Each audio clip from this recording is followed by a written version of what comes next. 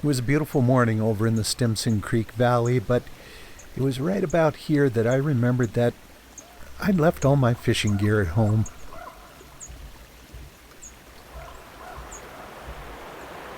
Now, it is true that when I head out fishing, I quite often spend more of my time just taking pictures.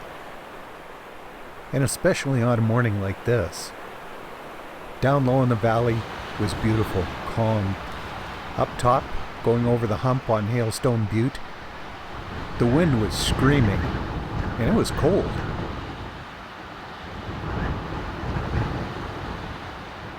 I'm not sure if it was mist blowing around from down deeper in the valley or clouds just getting spread around.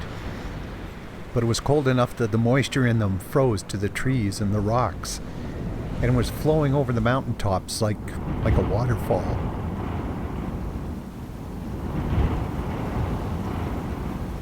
But once I was over the summit, things calmed down a little bit. The tiny creek that flows through the valley on the west side, well, a lot of it was kind of freezing up. This beaver pond was completely covered in ice.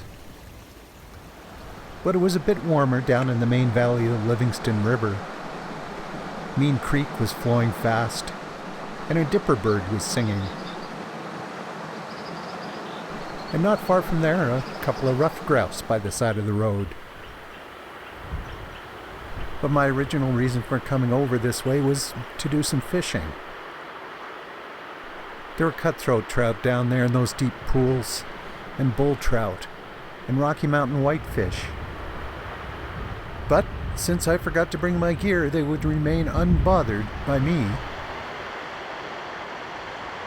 And the fish would remain equally as unbothered in the deep green pools of the nearby Old Man River. If anything, the water looked even nicer over here. I'm pretty sure this little dipper would agree.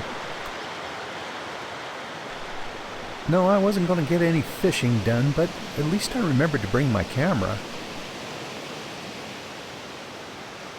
And in truth, the waterfall on the upper Old Man River is a lot easier to photograph than it is to fish.